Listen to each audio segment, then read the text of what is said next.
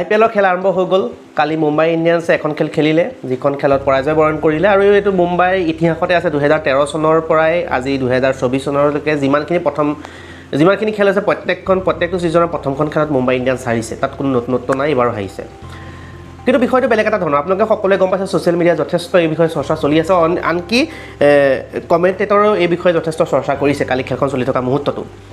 কাৰণটো হৈছে যে মুম্বাই ইণ্ডিয়ানছৰ মেনেজমেণ্টে ৰোহিত শৰ্মাক অতৰাই হাৰ্দিক পাণ্ডিয়াক কেপ্টেইনশ্বিপ দিছে হাৰ্দিক পাণ্ডিয়া যদি মুম্বাই ইণ্ডিয়ানছৰ খেলুৱৈ হৈ থাকিলেহেঁতেন টীমৰ যদি পাৰ্ট হৈ থাকিলেহেঁতেন তেতিয়া হয়তো হাৰ্দিক পাণ্ডিয়াক কেপ্টেইনশ্বিপ দিয়াটোত বৰ এটা মই এজ এম আই ফেন হিচাপে মই কৈছোঁ তেতিয়া আমাৰ বৰ এটা ডিমত নাথাকিলেহেঁতেন হয়তো এটা নতুনক চান্স দিব বিচাৰিছে বা তেনেকুৱা ধৰণৰ আমি চলাই গ'লোহেঁতেন কিন্তু গুজৰাট টাইটান্ছৰ কেপ্টেইনশ্বিপ হাৰ্দিক পাণ্ডিয়াই কৰি আছিলে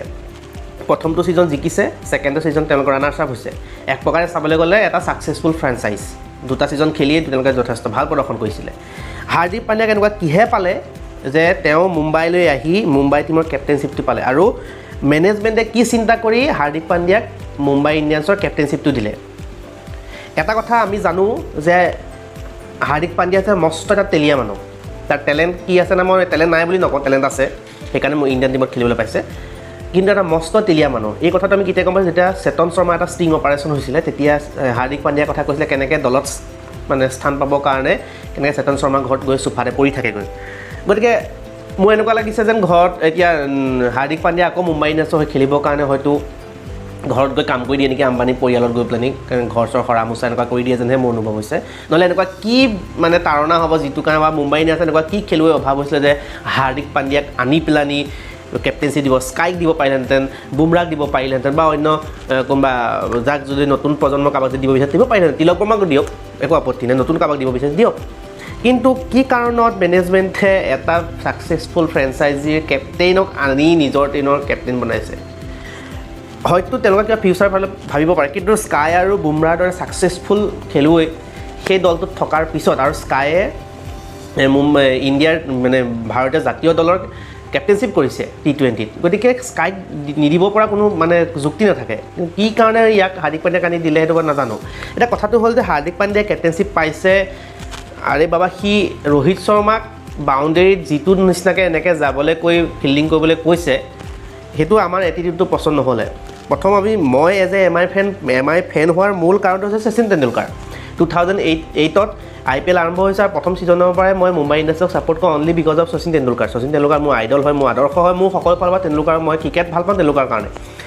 তেণ্ডুলকাৰ যিটো দলত আছে মই সেইটো দলকে ছাপোৰ্ট কৰিম এতিয়াও তেওঁলোকে সেইটো দলৰ মেণ্টৰ হিচাপে আছে গতিকে মই মুম্বাই ইণ্ডিয়ানৰ ফেনে হৈ আছোঁ কথাটো হৈছে যে যেতিয়া ৰোহিত শৰ্মা মুম্বাই ইণ্ডিয়ানলৈ আহিলে তাৰপিছত ৰোহিত শৰ্মাৰ কেৰিয়াৰটো গ্ৰ' কৰিলে জাতীয় দলতে হওক বা IPLতে হওক 5টা কাপ জিকিলোঁ গতিকে ৰোহিত শৰ্মাৰ প্ৰতি আমাৰ ইম'শ্যন হৈ গ'ল এতিয়া মোৰ ৰোহিত শৰ্মা মই এজন ভাল পাওঁ ৰোহিত শৰ্মাৰ ফেন হিচাপে বুলিও ক'ব পাৰে কিন্তু ৰোহিত শৰ্মাক মই ডিমোট কৰি পেলানি হাৰ্দিক পাণ্ডিয়াক প্ৰমোট কৰাটো মই ব্যক্তিগতভাৱে পচন্দ কৰা নাই যদি কিবা কাৰণত নেক্সট ইয়েৰ যিটো মেগা অকশ্যন হ'ব তাত যদি ৰোহিত শৰ্মাই বিচাৰিছে তেওঁ মুম্বাই ইণ্ডিয়ানছক খেলিব বিচৰা নাই তেওঁ অন্য দলৰ খেলিব বিচাৰিছে তেতিয়াও হাৰ্দিক পাণ্ডিয়াক MIলৈ অনা কোনো লজিকটো নাখাতে যেতিয়া সেই দলটোত সূৰ্যকুমাৰ যাদৱ বুমৰাৰ দৰে প্ৰতিষ্ঠিত খেলুৱৈ আছে এতিয়া কথাটো হ'ল যে হাৰ্দিক পাণ্ডিয়াই যেতিয়া টছ কৰিছে বল কৰিবলৈ লৈছে আৰু ইণ্টাৰেষ্টিং কথা জাসপ্ৰীত বুমৰা ৱৰ্ল্ডৰ 1 নম্বৰ পেচ বলাৰটোক বল নিদি হাৰ্দিক পাণ্ডিয়াই নিজে প্ৰথমবাৰ কৰিবলৈ গৈছে তাৰ কনফিডেঞ্চ চাওক যি কি নহওক কালি ফিল্ডিং মানে টছ কৰিবলৈ যেতিয়া গৈছে যেতিয়া বেটিং কৰিবলৈ আহিছে বল কৰিবলৈ আহিছে প্ৰত্যেকটো ক্ষেত্ৰতে তাক গোটেই দৰ্শকে কেৱল তাক হাৰ্দিক পাণ্ডিয়াক এতিয়া কেৱল গুজৰাটটো তাৰ নিজৰ চহৰ হয় নিজৰ ঠাই হয় গুজৰাটৰ ফেন্সখিনিও বেয়া পায় মুম্বাই ইণ্ডিয়ানছৰ ফেন্সো বেয়া পায় গতিকে হাৰ্দিক পাণ্ডিয়াক ভাল পাব পৰা এটা মানুহ নাই আজিৰ তাৰিখত ইণ্ডিয়াত যদি আপুনি হাৰ্দিক পাণ্ডিয়াক যদি ভাল পোৱা মানুহ বিচাৰে হয়তো তাক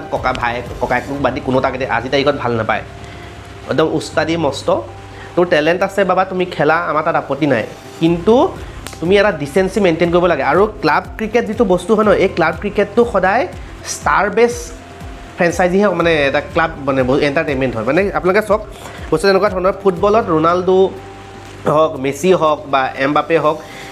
এই খেলুৱৈসকল মানে যিসকল ষ্টাৰ প্লেয়াৰ হয় সেই ষ্টাৰ প্লেয়াৰসকল যিটো ক্লাবৰ হৈ খেলে সেই ক্লাবটোৱে পইচা পায়, ফেন ফলোয়িং পায়, ফলোৱাৰ্ছ পায়, চব পায়, ছাপৰ্টাৰ পায়। ঠিক তেনেকৈ ক্ৰিকেটতো একেই। আজি RCB এটা হিউজ ফেন বেছ আছে অনলি বিকজ অফ কোহলি। তেনেকৈ CSK আছে কি কাৰণে? ধোনীৰ কাৰণে। মুম্বাই আছে ৰোহিত শৰ্মাৰ কাৰণে। তেনেকৈ প্ৰত্যেকটো দলেই এটা ডাঙৰ হিউজ ফলোৱাৰ থাকে, ছাপৰ্টাৰ থাকে only because of star player. যদি কিবা কাৰণত হাৰ্দিক পাণ্ডিয়া ষ্টাৰ প্লেয়াৰ নহয়, স্কাইও ষ্টাৰ প্লেয়াৰ নহয়, বুমৰাও ষ্টাৰ প্লেয়াৰ নহয়, মানে তেওঁলোক একদম ৰোহিত শৰ্মা, কোহলি বা ধোনীৰ যিটো মানে মাছ এপিল আছে সেইটো তেওঁলোকৰ নাই। তেওঁলোকক চবেই ভাল পায়, চিনিও পায়, কিন্তু মানে যিটো আপুনি বুজি পাইছে যে ষ্টাৰৰ যিটো এটা থাকিব লাগে সেই বস্তু তেওঁলোকৰ নাই। সেইকাৰণে কিবা কাৰণে যদি ৰোহিত শৰ্মাই মুম্বাই ইণ্ডিয়ানছ এৰি গুচি যায় তেতিয়াহ'লে অলৰেডি মুম্বাই ইণ্ডিয়ানছে বহুতখিনি ফলোৱাৰ্ছ, বহুতখিনি ছাপৰ্টাৰ হেৰুৱাইছে। কিবা কাৰণত যদি মুম্বাই ইণ্ডিয়ানছ এৰি পেলাই ৰোহিত শৰ্মা অন্য দললৈ গুচি যায় তেতিয়াহ'লে মুম্বাই ইণ্ডিয়ানছক এটা হিউজ ক্ষতি হ'ব, বহুত ডাঙৰ মানে এটা ক্ষতি হ'ব। অহা বছৰ হয়তো ৰোহিত শৰ্মা CSK হৈ খেলাৰ চান্স আছে, মেবি। আমি সকলোৱে এটা এজামশ্যনহে কৰি আছোঁ। হয়তো ধোনীয়ে এই বছৰ ৰিটায়াৰমেণ্টটো ল'ব আৰু অহা বছৰ ৰোহিত শৰ্মা CSK লৈ গৈ তাত কেপ্টেইনশ্বিপ কৰিব, সেইটো এটা অনুমান কৰিছোঁ। কিন্তু যি কি নহওক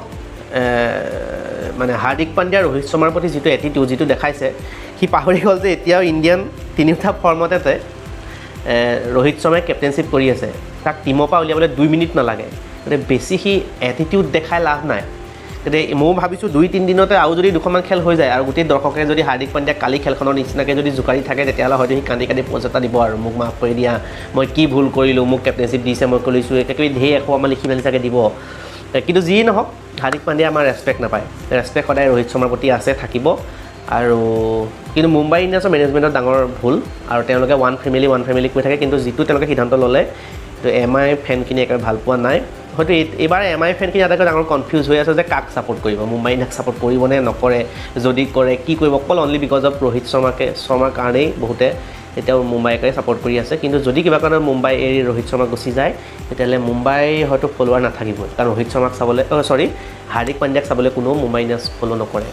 আৰু যি কি হওক আপোনালোকে কি ভাবে মন্তব্য কৰিব, যদি ভাল পাইছে তেতিয়াহ'লে ভিডিঅ'টো অলপ শ্বেয়াৰ কৰি দিব। ধন্যবাদ।